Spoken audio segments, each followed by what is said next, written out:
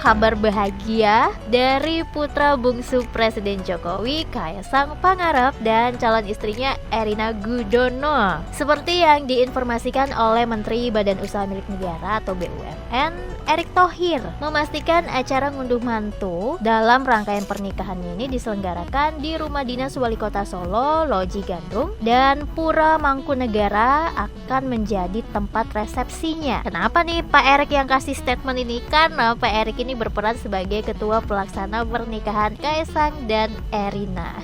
Jadi beliau ini nih yang ngurus-ngurus tempat-tempatnya dan memastikan semua berjalan dengan baik. Wah, emang gak main-main loh, IO-nya langsung menteri nih. Simulasi prosesi ngunduh mantu dilaksanakan di Loji Gandrung dan dilanjutkan oleh kirap dengan kereta kencana dari Loji Gandrung menuju Pura Mangkunegaran. Tapi pelaksana gladi ini tidak diikuti oleh Kaesang maupun Erina selaku calon pengantin. Jadi hanya Pak Erick aja bersama dengan dua menteri lainnya, yaitu Menteri Perhubungan Budi Karya Sumadi dan Menteri Investasi Bahlil Lahadalia yang hadir mengikuti gladi resik itu. Acara ngunduh mantu akan dilaksanakan pada 11 Desember atau sehari setelah akad nikah yang dilangsungkan di Yogyakarta. Nah, ngunduh mantu ini akan menggunakan 9 hingga 10 kereta kencana yang akan dinaiki oleh pasangan pengantin hingga keluarga presiden dan besan. Jadi ntar ada 9 sampai 10 kereta kencana tuh yang bakal keliling-keliling, bisa bilang kayak kirap gitu ya, dan menyapa para masyarakat Solo. Dan juga nih rock lovers ya, walaupun anak presiden yang bakal nikah, masyarakat di sana tuh nanti nggak bakal terganggu dengan serangkaian acara pernikahan ini. Karena kan itu di hari Minggu ya. Hari Minggu biasanya ada Car Free Day dan Car Free Day itu tetap dilaksanakan. Nggak ada kayak tutup-tutup jalan atau pembatasan kegiatan masyarakat ya, PPKM kali. Itu nggak ada. Jadi ntar masyarakat ya tetap beraktivitas normalnya gitu ya, seperti biasanya. Nggak ada yang istimewa-istimewa. Mantep banget. Dan rangkaian acara ini juga akan melibatkan masyarakat Solo karena Presiden Jokowi dengan putranya ini kan juga berasal dari masyarakat. Jadi mereka maunya tuh yang pernikahan ini dijadikan pesta rakyat begitu. Nanti banyak nih kayak pergelaran-pergelaran budaya-budaya juga. Pokoknya mengusung tradisional banget guys ya, bener-bener masih kental dengan adat dan kebudayaan Indonesia.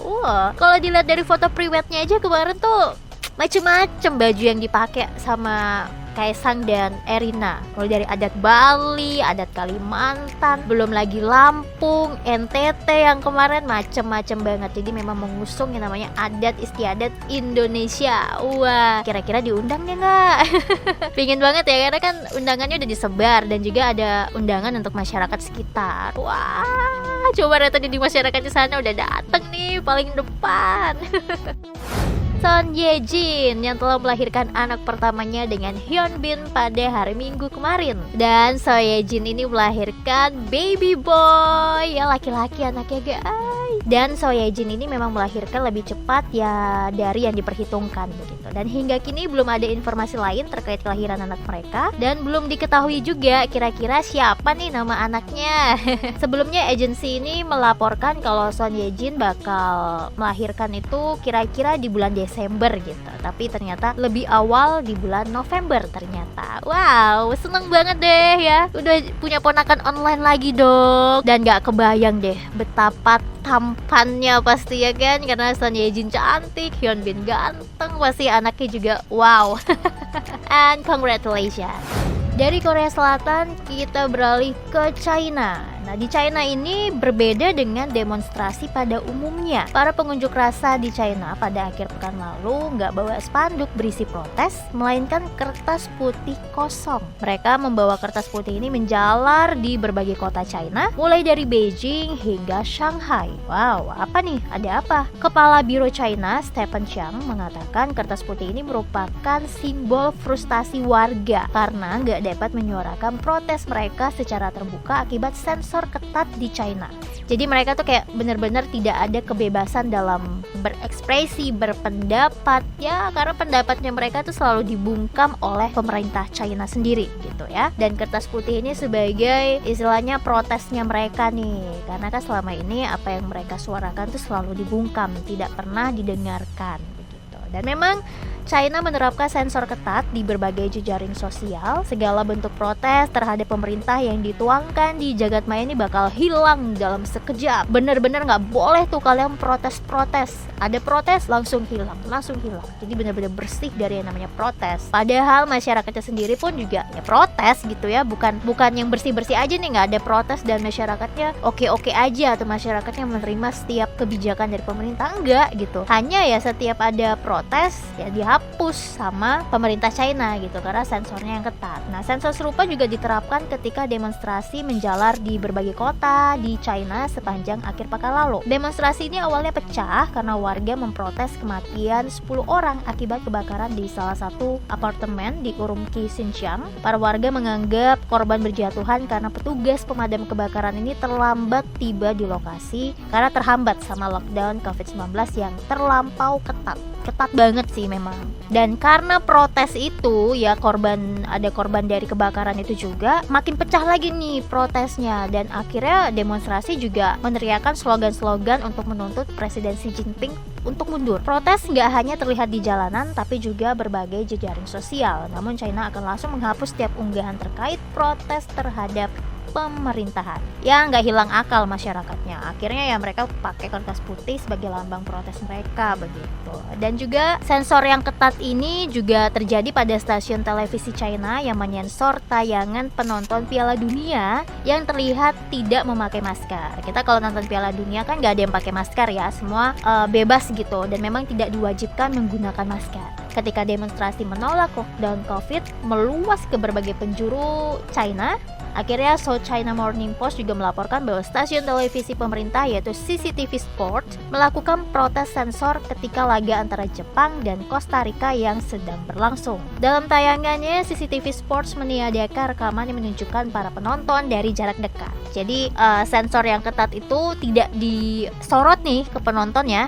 Kalau kita nonton di TV kan yang disorot tuh gak hanya pemain, gak hanya pelatih, tapi penonton juga ya. Penonton yang tegang, yang happy banget, dan yang seru-seru banget tuh disorot juga. Mereka kan gak ada yang pakai masker. Nah, kalau di CCTV Sport itu yang mereka sorot hanya pemain dan pelatihnya saja. Sedangkan untuk penonton tuh gak disorot. Mungkin rock lovers yang bisa nonton tayangan TV di China mungkin bisa lihat ya. Kalau Piala Dunia di China, TV dari China itu nggak menyorot penonton, tapi yang disorot tuh hanya pemain sama pelatihnya aja ya.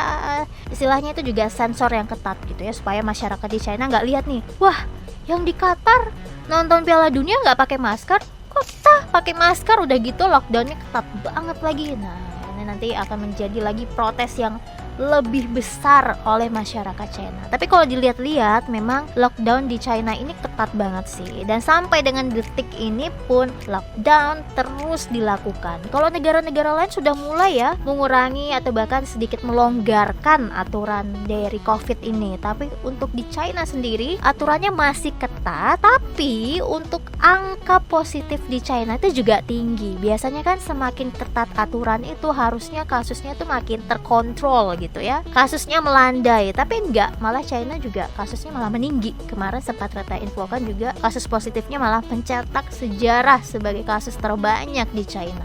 Ya semoga aja sih kita semua rock lovers dalam keadaan yang sehat selalu juga ya, dan semoga aja tahun ini menjadi tahun terakhir deh kita menghadapi COVID. Harapannya seperti itu gitu kan. Yang penting kita juga nih rock lovers sebagai masyarakat harus selalu taat pada protokol kesehatan. Kalian masih tetap kan pakai masker, cuci tangan, dan jaga jarak ya. Kalau bisa itu harus terus dilakukan. Dan paling penting juga vaksin jangan lupa, apalagi sekarang vaksinnya sudah bisa nih, vaksin booster yang kedua ya. Jadi yang punya oma opa di rumah segera bawa ke fasilitas kesehatan untuk mendapatkan booster kedua.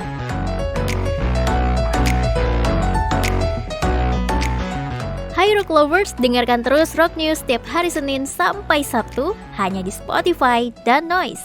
Mau info terupdate di HPmu? Follow Instagramnya di @rocknews_network, Twitter dan TikToknya di @rocknewsnetwork.